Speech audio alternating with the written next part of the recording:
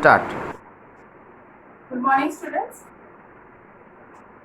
We are going to continue with genetics. We have already started that chapter on the previous day, and we are going to continue with that class 10 biology, continuation of the chapter on genetics. So, on the previous day, I have taught you about the monohybrid cross. I have shown you how to do the cross. I also gave you one cross to do to practice in your house. Okay, I hope you could do that. Now today we will go to the second part of genetics. That means we will go to the second cross, which is called the dihybrid cross. Now before we start the dihybrid cross, we have to know why Mendel chose the garden pea for his experiments. The scientific name of the garden pea is Pisum sativa, which I have already told you. Now why this particular plant was chosen by Mendel for his experiments? There are many characters. Like first and foremost, this particular plant is an annual plant. That means we will get all the results of the experiment within a year. Okay. So for that reason, this is a very good choice. This plant is a very good choice. Secondly, the plants have got a large number of varieties. So you get a large number of contrasting characters. So a number of experiments will be conducted by the scientists. That is another point. Then these plants can be self-pollinated. Okay, so that made the process quite easy and a number of experiments will be worked on. So for all these reasons, Mendel chose the garden pea. They can give this as a question that what was the plant which was chosen by Mendel for his experiments and why did he choose this particular specimen for his experiments. So that's an important question. So after that, you will read the definitions which I have told you on the previous day. Then we have already completed the monohybrid. Now we'll come to the dihybrid cross.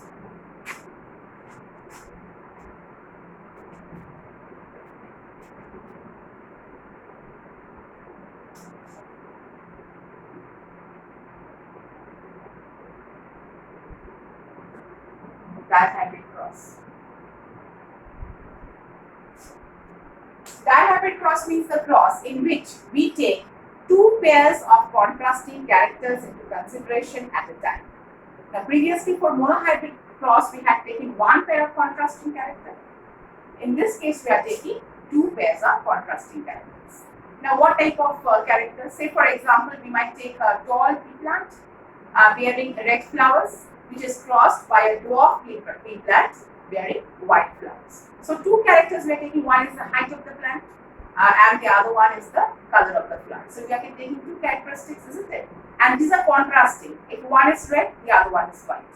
If one is tall, the other one is tall. So we have taken two pairs of contrasting characters in the case of dihybrid cross. So let the tall plant, which is producing red flowers, be represented by, for tall, it's capital T, and it will always be given the what do you call that, the dominant characters will be given in the cross. Okay, so tall is dominant, so we are representing the tall plant by capital T, and that plant is bearing red flowers, so that red is also dominant, so we are representing that by capital R. So the tall plant bearing red flowers is being represented by capital T. This is what this is representing one character, and capital R for the color of the flower, this is representing the second character.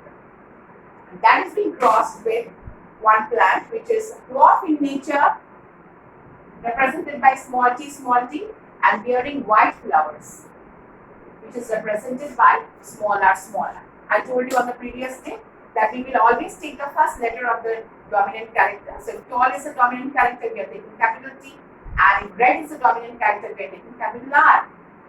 And in this case, we are taking to represent the recessive characters, we will be using the same letter but small letters, isn't it? So small t we are using, and for this one, small r. Okay. Now again, gamete formation as we have done on the previous day. So gamete formation.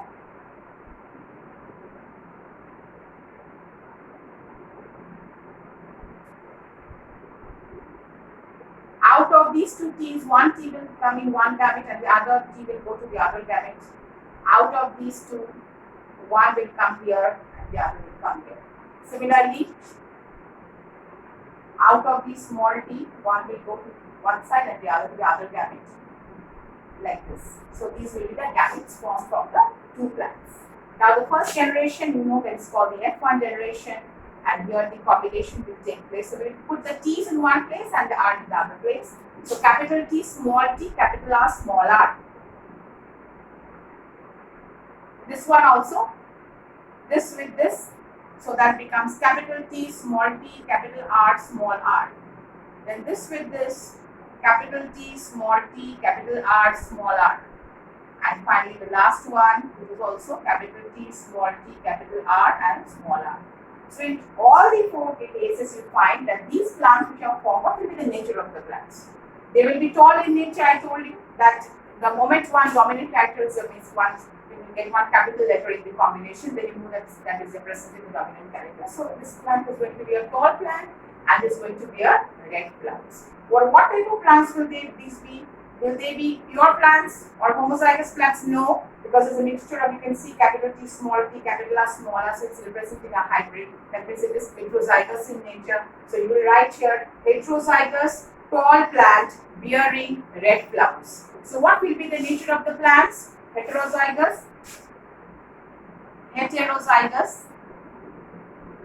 tall,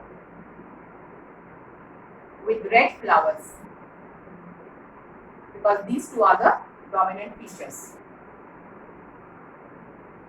So you can see here very well that in the F1 generation, that is in the first generation, you are not getting any recessive character. You are getting all the dominant features only. Okay. So the tall and red, they have been represented here in this F1 generation. You are not getting the recessive character. So when you are making a cross in this dihybrid cross and monohybrid also, you see that the dominant character always appears in the F1 generation. You can get an idea of the recessive character only in the second generation, not in the first generation. Only in F2 you get some idea. Okay. So in F1 you are getting the plants which are heterozygous in nature, they are tall and they bear red flowers. So first part of the cross. Now we go to the second part. And when we go to the second part, you know very well, we have to use the plants which have been produced in the F1 generation. Okay, these have to be self-pollinated. Now,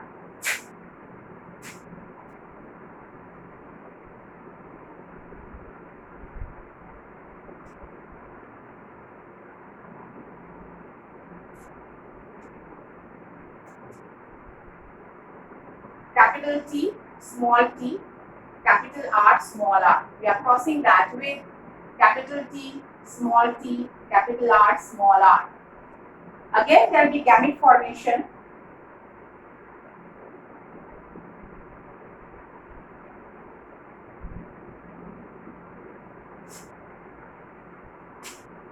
Four types of gametes will be formed. Here also, 4 gametes will be formed.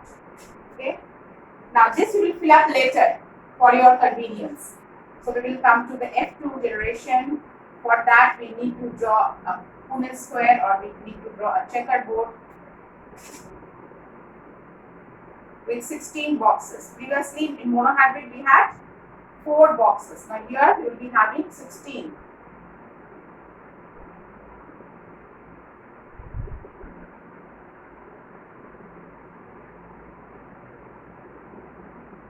Again, we will have the male and the female side, which I told you on the previous day. Then how do you write the gametes? You will write the gametes of the male along this side and of the female along this side. I told you if it is vice versa, there is no problem. You can write the female over here and the male over here, no problem. Now, what will be the gametes? So how do you find out the gametes? First, we will take both the capitals. That means capital T and capital R in the first, at the top of the first square.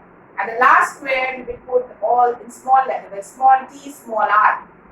Second one, let us keep the first one constant, that means capital T remains as it is. And the second one, change the second one, make it small r. Okay? And the third one, we keep the second one constant, that is capital R, and we change the first one, that is we make it small t.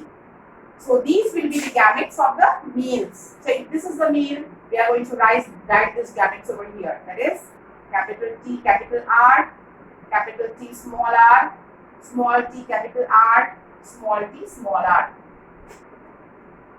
Along the side, that is, this is a female, so along this side, this gametes will also be the same because the plant is of the same nature.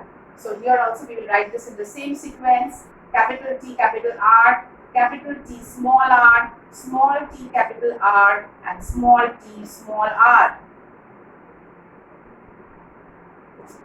So these gametes again you will write along this side.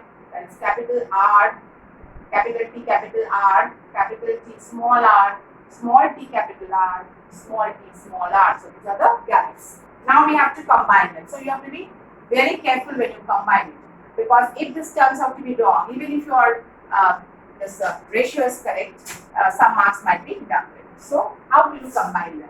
So for this square, we are having these two sides. There is capital T capital R, capital T capital R. So you put it like this: capital T, all the T's in one side, capital R, okay? This one combined capital T, capital R, small r. This one capital T, small t, capital R, small r. This way we will go on completing the boxes. Capital T, small t, capital R, small r. Then here also capital T, capital R, small r. Capital T, small r. This one capital T, small t, capital R, small r. Capital T, small t, small r. Capital T, small t, capital R. Capital T, small t, capital R, small r.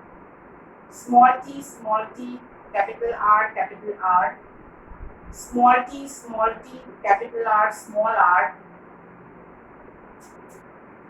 Then capital T, small t, capital R, small r. Capital T, small r, small r. Small t, capital R, small r. Small t, small r, small r. So fill it up. Now for this cross, you have got only the phenotypic ratio in your syllabus. You don't have phenotypic ratio, it's a very big complicated ratio. So you have to learn only the phenotypic ratio in this case. That means the ratio which is based on the physical characteristics of an individual or the observable characteristics, the characteristics which you can see, visible characteristics. Okay. Now, how do we find out the phenotypic ratio? For that, we need to find out how many different types of plants will be formed.